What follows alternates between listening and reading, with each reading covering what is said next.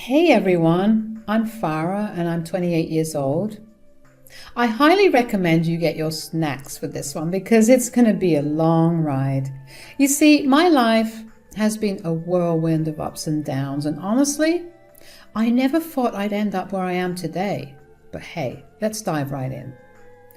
Like I said before, I'm Farah, just a regular girl who'd had her fair share of struggles. You know how some people have parents to guide them through life?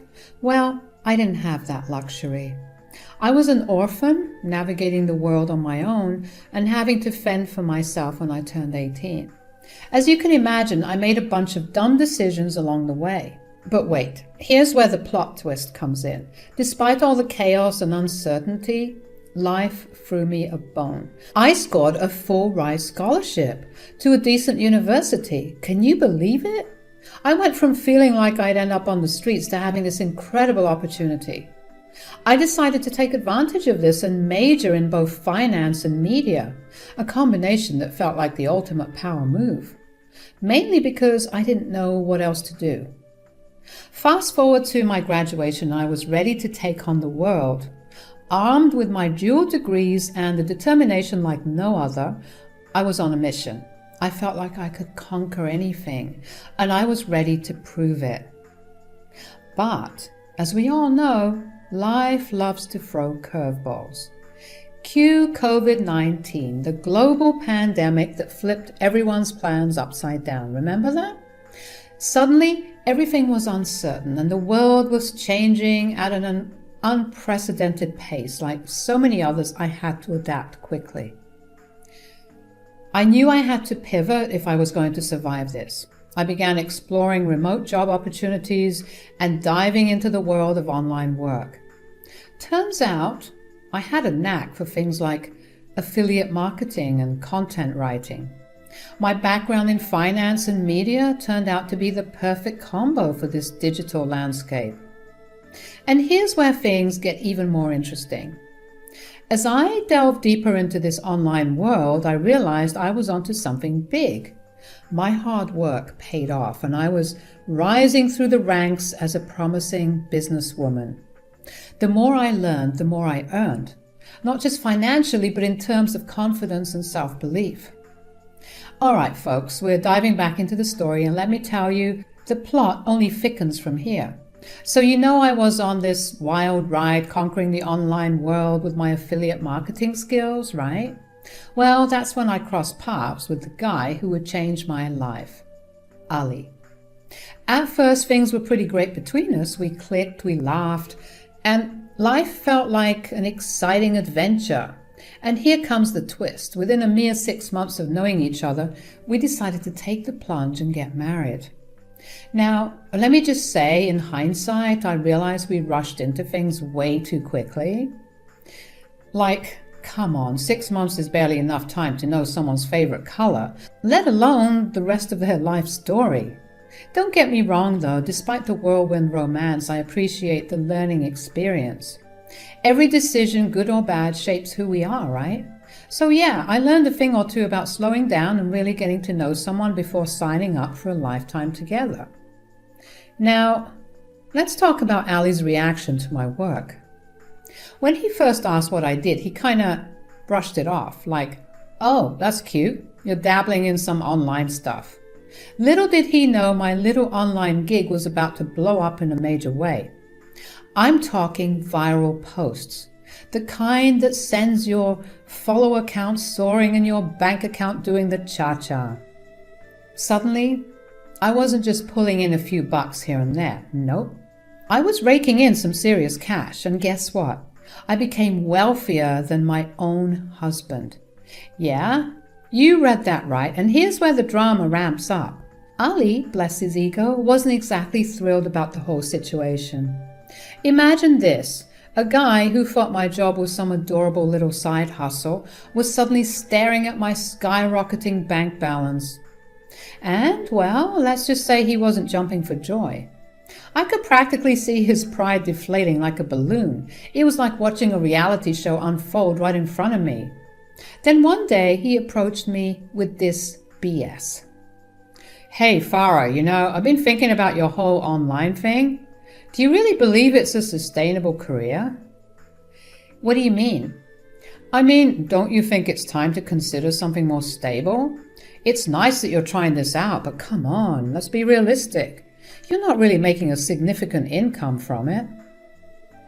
Excuse me? Are you saying my work isn't worthwhile? I make more money than you. This seemed to tick him off because I swear I almost saw the vein in his forehead burst. No, that's not what I'm saying. I just think it might be better if you focus on something more concrete, like finding a steady job or even just staying home and taking care of things here. You know, like a traditional housewife. Ali, you have no idea how much effort I put into this. I've worked my tail off to build my online presence, to connect with people, and yes, to make money. I've faced challenges, learned new skills, and grown so much in the process. Yeah, sure, but it's not exactly a real job, is it? It's not like you're bringing in a substantial income. And let's face it, it's a bit embarrassing when people ask what you do. Embarrassing? Are you serious? This is my passion, my hard work, and my success we're talking about. I'm proud of what I've achieved, and I'm not about to give it all up just because you don't see the value in it. Look, I just think it's time to be practical. We could use with some more stability, especially with everything going on in the world. And if you stay home, you can focus on making our home comfortable and taking care of things here. Ali, I'm not going to put aside my dreams and all the progress I've made just to become a housewife. I deserve to have a fulfilling career that I'm proud of. I deserve to chase my own goals and passions. And if you can't support me in that, then maybe we need to have a serious talk about our future together. We argued for hours and hours, and I was so fed up with him that I left. For some context, after we got married, I moved in with Ali and decided that I would rent out my place for some extra money on the side. But with the way Ali was acting, I was second-guessing staying in the same home as him. So I threatened to leave and go back to my place till he could figure his insecurities out and stop being mad at me for making more money than him. Okay, Farah, I'm sorry. I'm sorry for bringing it up. You're right, and I'm wrong. Please forgive me. Don't go, please. Well, I didn't see that coming. It was almost too easy. This is what we call foreshadowing, folks. After Ali promised to support me, I thought things would get better, but nope, that wasn't the end of it. The next day, the very next day, I got ambushed. Not by ninjas, but by Ali and my mother-in-law Selma, both ready to give me a piece of their minds. They shouted at me, berating me for not heeding Ali's advice and continuing with my stupid online thing.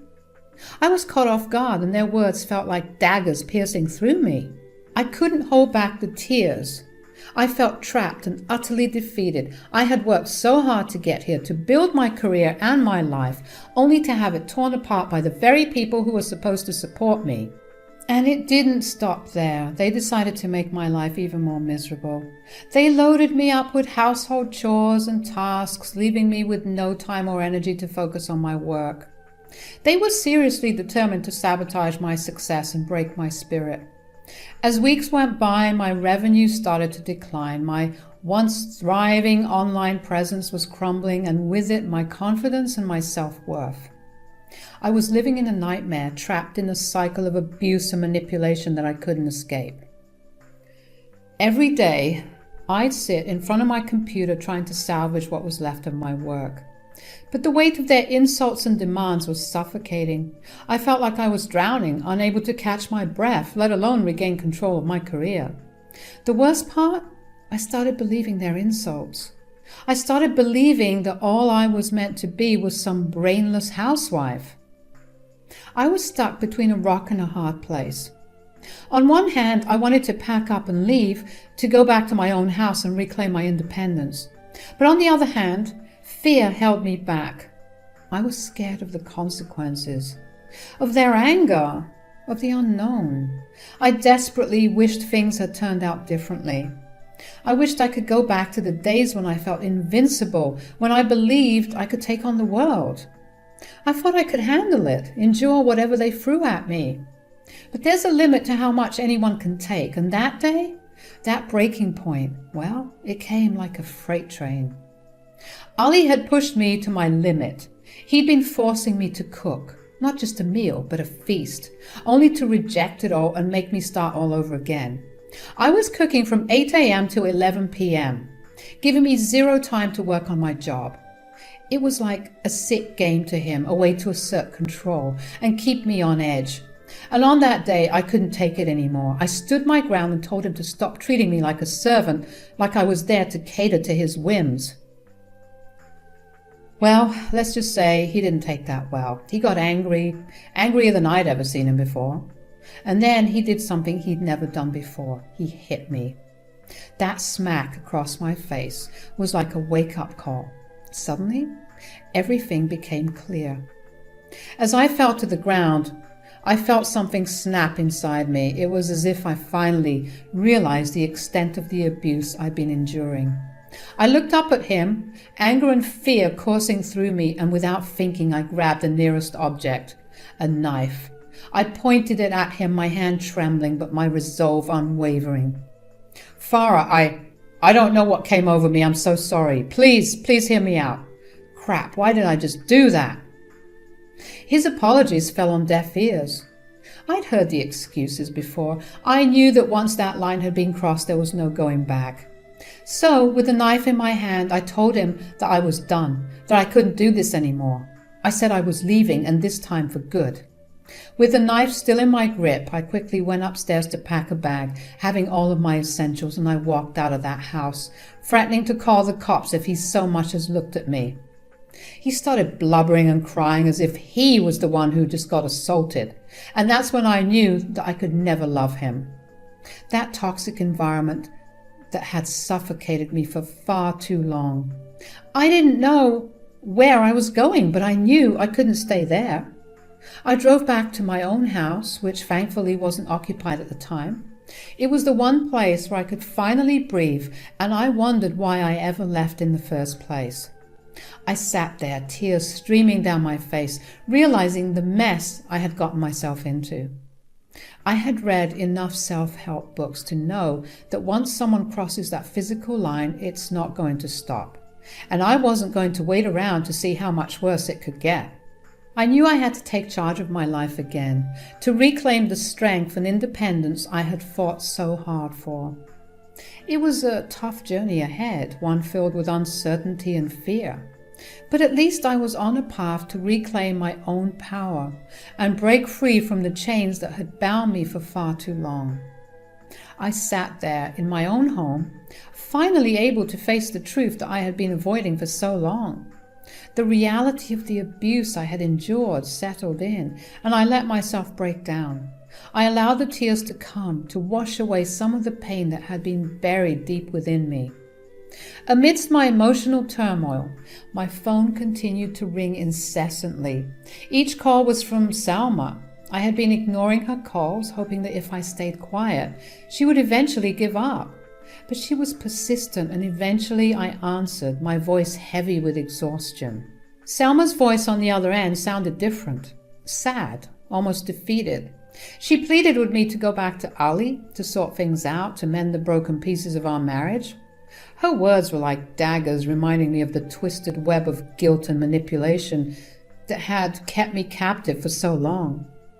I scoffed at her words, unable to believe the audacity of it all. Loving conversation, overcome anything. If only it were that simple. I told her, without mincing my words, to go to hell along with her son. I made it clear that I was done, that I would never return to that nightmare they called home, and that they should leave me alone. But Selma's tone shifted. Her desperation turned into threats, ones that sent shivers down my spine. She told me that if I left, Ali could take my money I had worked so hard to earn. We didn't do a prenup. He could do that. I didn't know what to say, so I hung up the phone, my hands trembling. Fear crept in once again as the realization sank in that this wasn't over. They wouldn't just let me go. I knew deep down that I couldn't stay in that house. I couldn't risk them showing up at my doorstep, forcing me to go back to that hellscape. With a heavy sigh, I knew what I had to do. I couldn't let them control me any longer. I had to take control of my own destiny, put my safety and well-being first, and run as fast as I could. And that meant leaving everything behind, the abuse, the manipulation, and yes, even the house. It was a terrifying decision, but it was one I knew I had to make to finally break free from the chains that had held me captive for far too long. I wasted no time in leaving that potential house of horrors. The next morning, before the sun even rose, I packed up what little I could salvage from that place. Clothes, shoes, toiletries, I was leaving everything behind, not wanting any remnants of that old life. The house was put up for sale, a chapter I was desperate to close. With the help of a few supportive friends, I managed to find a buyer within a week. The relief was palpable. Not only would I finally have some financial independence, but I could sever that last thread tying me to my abusers. It was a fresh start I so desperately needed. I chose to move to a smaller town, one far away from the memories and pain of my past. A town with just 33,000 people, a place where I could disappear into the anonymity of a smaller community. The peace and quiet were exactly what I craved, a chance to heal and gather my strength for the battles ahead. Blocking Ali and Selma on all fronts, I tried to create a distance between us. But the fear of them finding me lingered like a shadow. Despite that, I settled into my new life, working on rebuilding my online business and reclaiming my sense of self. Months went by and I started feeling a sense of security in my newfound surroundings. And then, like a bad dream, Ali reappeared. He created new social media accounts attempting to contact me. The messages were a mix of anger, desperation, and manipulation, telling me to stop being ridiculous and to come back home. I was vigilant, blocking every new account he created. Despite the looming threat, I slowly started getting back on track. My online business began to flourish once again, giving me a glimmer of hope that I could regain control of my life. With each successful step, my confidence grew, and I realized that even though I had been through hell, I was strong enough to overcome it. As I carefully guarded my whereabouts and built a shield of anonymity around myself, I began to feel a sense of empowerment. I was creating a life on my own terms, away from the toxic influences that had held me back for so long. I also needed this time to think strategically about how I could divorce Ali and keep all my money. I was thinking of a post-nuptial agreement, but I doubt he would accept that, considering he wants me cornered and desperate. Ali upped the ante when it came to contacting me because he would make a new account every single day trying to contact me. Of course, I ignored his growing threats and excessive pleas, but one day he said something that gave me shivers. "It's been months now, Farah. Why are you still hiding? You don't think I won't find you? I swear to God, if you don't come home this instant, I'll burn your house to the ground." I couldn't believe it when I received that threatening DM from Ali. His audacity to think he could still control me after all this time was infuriating. But I wasn't about to cave in. Instead, I blocked him as I had done before and refused to engage. And then, silence. No more new accounts, no more messages, no more threats. It seemed like he finally got the message that I wasn't going to be his victim anymore.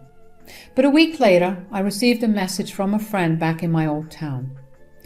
It was a shocking photo, a mugshot of Ali and Selma, both caught in the act of committing arson on what used to be my house. I quickly did my Googles and found that they were indeed arrested for arson, with Selma stupidly revealing that they thought there was someone else in the house, and had they known, they wouldn't have done it. So now they're also being booked for conspiracy to commit murder. What idiots. The twist was surreal. They had actually tried to burn down that house. The new owner had managed to catch them in the act, stopping the fire before it could consume the place. The sheer audacity of their actions left me stunned. Yet I couldn't help but feel a mixture of emotions, shock, anger, relief. Knowing that they were now behind bars awaiting trial brought a sense of vindication. They wouldn't be able to escape the consequences of their actions this time. With their hearings pushed far into the future, they were stuck in a stinky, crappy jail cell, unable to continue their torment of me. It was a strange mix of emotions. Part of me still felt the fear of their potential threat, but a bigger part of me was relieved that they were finally facing justice. Right now, I'm working with a lawyer to ensure that I am protected when I divorce that scumbag. Wish me luck, you all, and if you have any advice on how I can sever the ties with that family fully, please let me know. Thanks for listening to my story.